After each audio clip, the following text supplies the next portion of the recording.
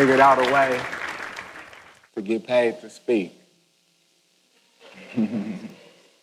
Which is funny because if you went by my Los Angeles Unified School District elementary and junior high school grades, somebody would say, get him off the stage.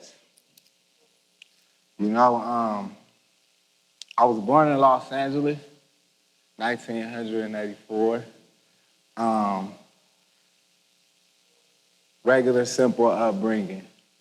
My passion was music, but it's more to it than that. The reason why kids listen to music, listen to rap music, it's a lot more to it than that. By the time around 1992, my mom and dad were divorced, and I ended up moving to Leimert Park.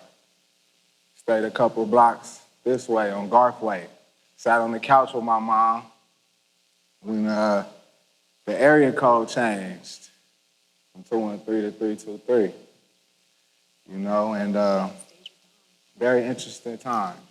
Very interesting times. My talk is more about perspective. When I was told about TEDxCrenshaw and allowed the opportunity to speak, I said, this is gonna be good, you know. I'm not gonna really have to write nothing down, you know. I wanted to speak more from the heart and talk about, you know, from the perspective of the child who saw what took place in the community, who lived it, who experienced it, lived long enough to tell about it, and went around the world with it. I used to go to Magic Johnson theaters, and we would, you know, see things like going to see a movie, for instance, and people getting patted down or checked for weapons. I didn't, you know, I had been to other movie theaters at the time. I knew that wasn't the norm, but for the longest time, I couldn't understand why things like that took place.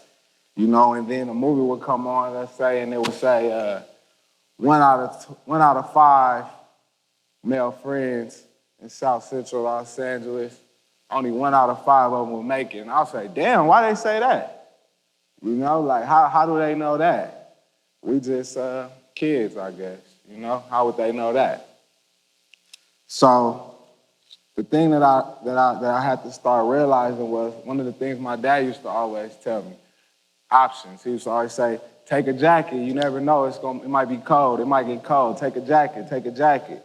And thanks to my dad, I was afforded a lot of opportunities and options that a lot of my friends wasn't afforded. So I went to Windsor Hills Elementary School. I went to Overwright. I saw my first handgun on the Audubon campus. You know, I didn't go to this school, but I saw my first handgun on this campus. I went to Overwright Middle School. By the time I got to high school, I went to Santa Monica. My dad lived on Rodeo, my mom lived in Leimert Park, so my options was Dorsey and Crenshaw. For a guy like me, that wasn't enough. That wasn't enough. You know, I had things in my mind that I wanted to do and I wanted to see. I used to sit in classes and they would say, y'all gonna eat Burger King, y'all gonna work at Burger King. And I'll sit there and, you know, yeah, right, you know. I have my own agenda, I have my own things, you know, even today that I wanted to do. So a lot of these kids, they have plans, you know, they have plans. It's about options, it's about talking to them. They have plans. A lot of them wasn't as fortunate as me, but some of them were, you know, and some of them are. All of them are not left behind. All of them are not miserable. A lot of them have jobs, have businesses. I have many friends that have businesses and are doing positive things, you know. Not, again, this doesn't have anything to do with music. I went to lunch with my grandfather not that long ago. And while we were sitting there, we was talking, and I was telling him that I read a story in the newspaper in the LA Times. I read the LA Times, and the story was about how they spent a lot of money for satellites, and they was going to take this satellite, and it was going to far outer space, and it was going to Pluto, and they was going to send them back to Houston and I guess show the world or figure out what Pluto is. And I told my grandfather, I said, that's funny because I remember a lot of kids not being able to pass school because they couldn't draw a picture of Pluto or spell Pluto. And Pluto was all over the classroom. So why is it that now we find out nobody's never seen Pluto? You know? And I say that to say, like, it would have been better served to inspire those young people by saying, you know, we don't know what it looks like. Why don't y'all help us figure it out? You know?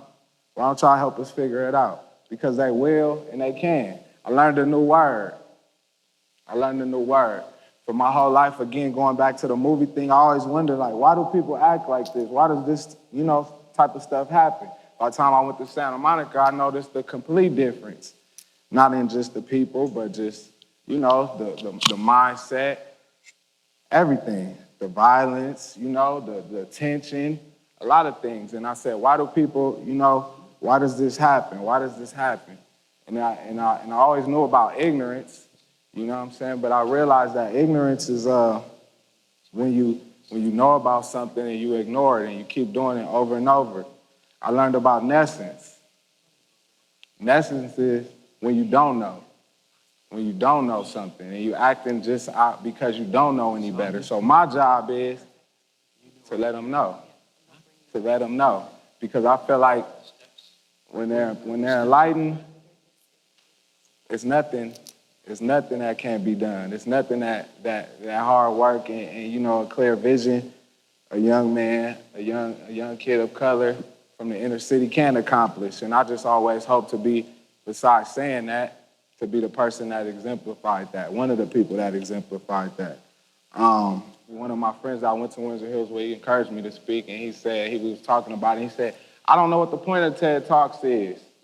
I don't know what the point is. It seems like they want you to have a solution, but they don't never really say nothing. People just talk. And I said, that's because kids use the internet wrong. People use the internet wrong. It's not really no solution. The solution is us. The solution is me. It's you. But it's just speaking it. It's just saying it. It's just living it every day. It's just living it every day. And if, you know, you don't believe in anything else, you know, if kids don't believe in anything else, when they see me and they hear this, I looked at a house 2 years ago in 2013 that was on the market for $800,000, not far from here. Last night I checked online just to see what was going on, and it was listed for $1.2 million. In this same zip code, South Central Los Angeles, South Los Angeles, now it don't matter, you know? But the time to enlighten them and for them to know the whole full truth is now. Thank you.